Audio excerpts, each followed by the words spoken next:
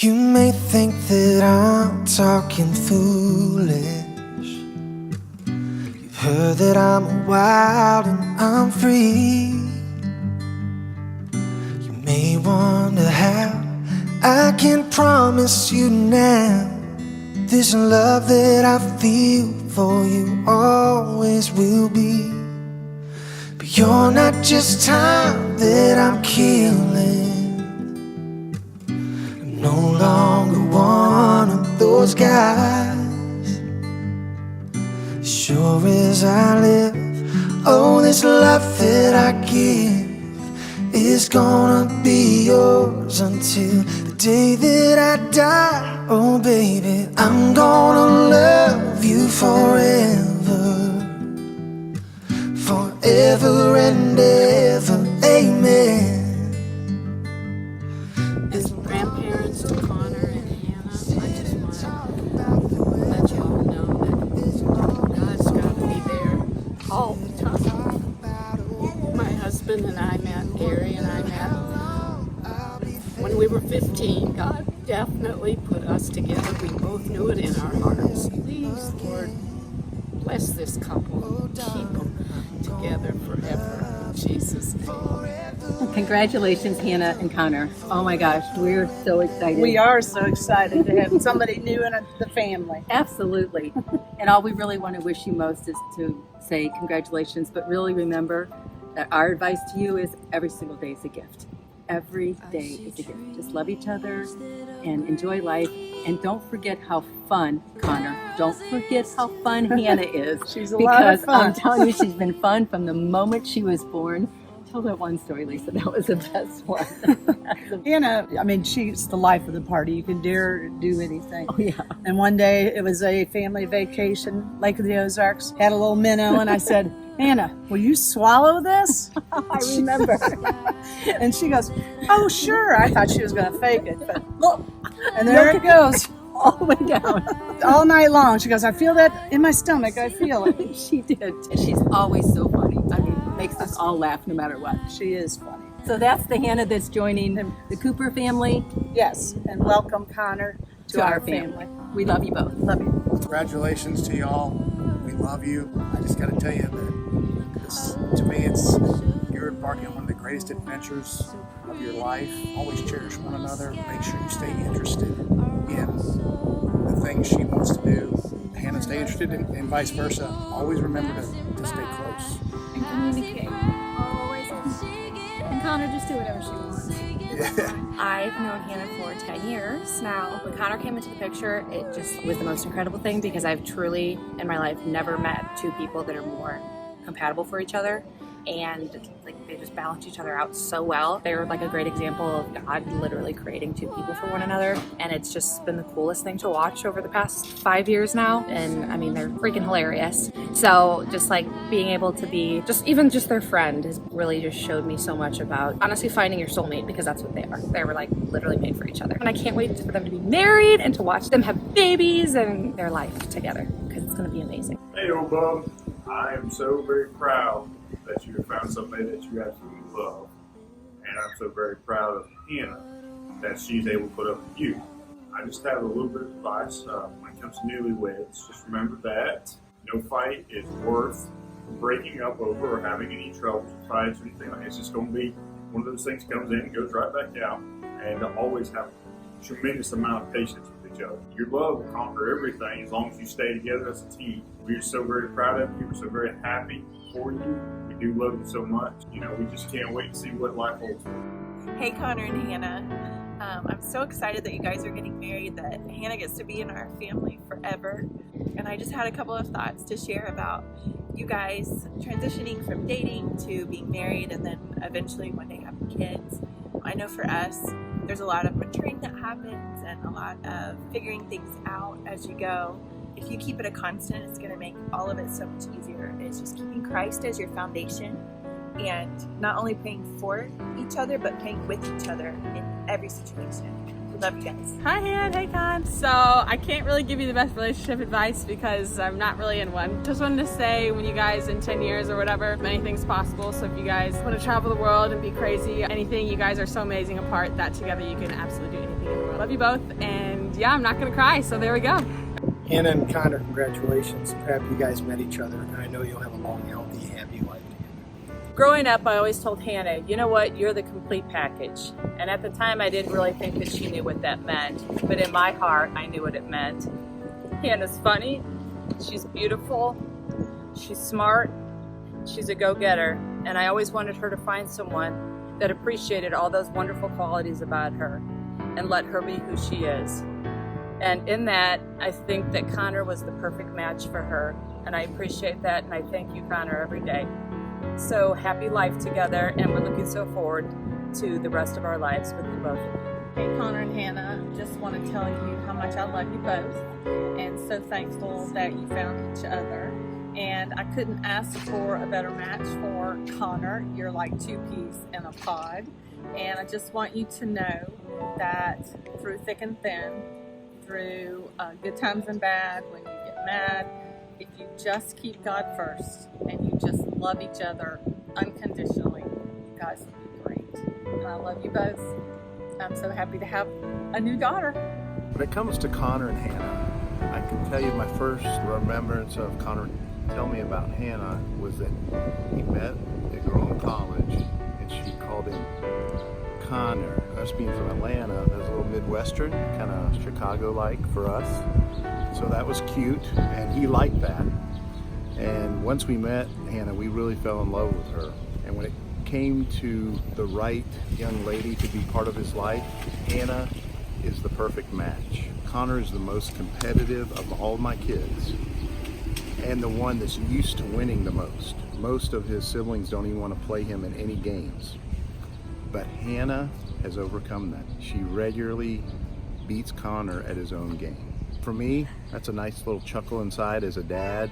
For a long time, you know, Connor's a winner, but Connor and Hannah together are winners, and I can't wait to see what the future holds. What was going through your head then? When I said I loved you? Yeah.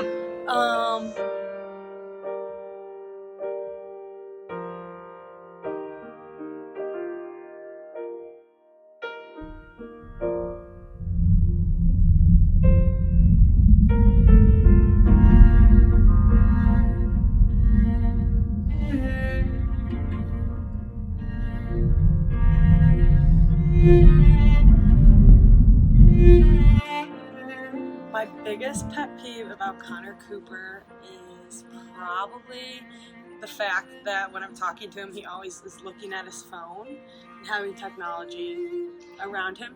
So that's probably the biggest one. I'd say my biggest pet peeve of Hannah is she thinks me driving safely means I drive like a grandma, which I know what happens when you get in an accident, and so I don't want to pay all that money and deal with all that stuff, but yeah, she thinks I'm driving like a grandma when I drive safely.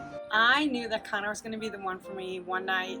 It sounds so funny, but we were at McKendree and we went out, and it wasn't long after we had met. We went to this house party, Alex McMahon's. We went to Brewers at the time, and then when we came back, we were going to meet our friends. We sat on the back of Alex McMahon's pickup truck, and we literally sat out there and talked for, I don't know, hours until pretty much the sun came up. That's when we both said, I love you. Just how easy the conversation came, how much we were alike and what we wanted in life. I already knew that I loved him, but that's when it was finally declared and knew that it could go further.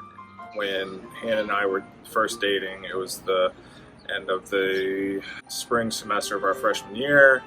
She dropped me off at the St. Louis airport to fly home to Georgia, and she just started bursting out in tears. You know, at that point I just really realized that she really meant everything she told me and how much she loved me and that she wanted to make this thing work. And 5 years later, we're married. We first said I love you in the back of Alex McMahon's pickup truck. We had gone to a party, we had come back. It was just Connor and I don't know how it happened exactly, but it happened for a reason. We were on the back of this pickup truck and we were talking about kids, life, family, things we wanted to do. Everything just aligned. Like everything that we ever wanted, that I ever wanted, was Connor. He was saying everything I wanted to hear. We ended up talking until pretty much the sun came up. It was a great moment, and prior to that, we had gone on dates and hung out, and I knew I like really liked him, and I would say I was in love with him, and then I wanted to say it, but I wasn't sure just because nowadays you don't want to be so vulnerable. I wanted to say it, but then he said it first. Definitely eased me because it was a relief, because that was everything I was feeling, and he just had said it. I think the first time we said we loved each other, we were at, as most of our stories are, a party at McKendree. We were sitting in a laundry room, and we just, started talking, and it was a couple months into when we were dating. Early on, there was no doubt, but at that point, it just, everything felt right, and we just said we loved each other and haven't looked back. Well, if we don't have the kids, then we'll probably end up going to like a nice restaurant or something and just like eating. But I could also see us going to like Jack in the Box or something, because that was actually where our first date was, at like Jack in the Box. Going to like a nice restaurant, just like talking and reminiscing and thinking about how blessed we are. I think that's really what our dates are going to come down to, like how awesome our lives are. Since Connor and I are both kind of adventurous in a way, I could totally see us going like pop-up golfing or things like that, or something like brings us back to who we were when we first met each other. Keeping the love alive is an important thing. Even if it's just making dinner together or going out to dinner or whatever the budget allows that week, I think that's a big part of our lives and something that we share together. I did not know he was going to ask me to marry me. I kind of poked and prodded to see if he was going to give in and say that he was going to, but he didn't. I actually asked him the night before we were FaceTiming, and he was like, "Are you ready for tomorrow?" I was like, "Yeah, are you going to like propose to me or something?" He said, "No, and even if I was, I wouldn't tell you." That happened. He was acting like a little weird, and we had dinner all by ourselves in this room. Oh, it's going to happen. It's going to happen here, and if it doesn't happen here, then I don't know when it's going to happen. Dinner came and went, and nothing happened. I was kind of like, oh, okay, well, maybe it's not today. Whatever, it's fine, it's fine.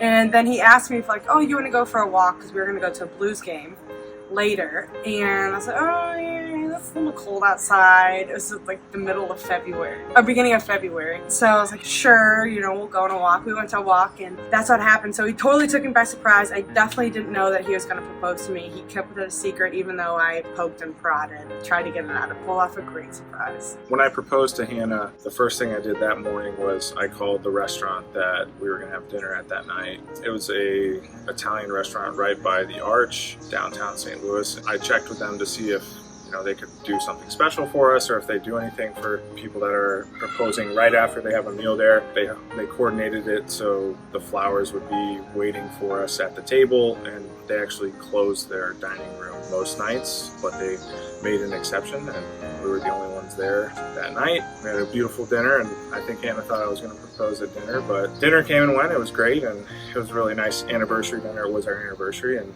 a few minutes later we were engaged. She had no idea. The thing I miss the most about Connor when he's not around is just like someone to talk to about things that I notice about people, things that I think are funny. Both of us are very observant, and so when we see something like, "Oh God, you see that?" I just miss the conversations. I do appreciate our time apart, but I do appreciate our time together because we're so alike that it's really, really, really easy. Like everything comes easy with Connor. It's definitely the jokes. He makes me laugh a lot. When Hannah's not around, I think I miss her laugh the most because she can fill up a room. She just takes over conversations in a good way because she pays so much attention to what's going on, and she's everything I want when it comes to having conversations, laughing, sharing stories. Love to me means a lot of things. I don't think there's just like one definition of love. I think there's lots of different kinds of love. Like I love my friends, I love my school, but like the way that I love Connor is like in a way that's almost indescribable. You miss them even when you hate them. You want to be around them even when you don't. You work as a team. That's one of the things Connor and I always have said is like we come from teams, we come from sports. If we're not working as a team, then like what's the point? It's teamwork, commitment, and it's choosing each other even when it like gets really, really, really, really hard. Yeah, I just absolutely love him. To me, love, especially with Hannah, is no makeup, making breakfast, or just cooking together and just sharing that moment,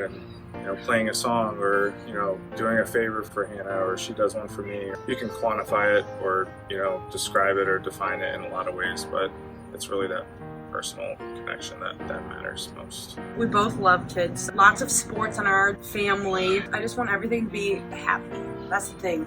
If their kids don't want to play sports, that's fine. I know they will, just because of our backgrounds. Connor and I are just working together 50, 60 plus years. It's always going to be us. The future for Hannah and I as Coopers, bigger change for Hannah than it is for me, but in terms of the name, but buying a house, or maybe finally getting a puppy like Hannah's been begging me to do. All those things that signify the start of your lives together, that's the first big move, and can't wait to do it. So on this day when I married Connor, if I was going to tell myself however many years later, and we're in this spot where it feels almost like impossible to get out of, I'm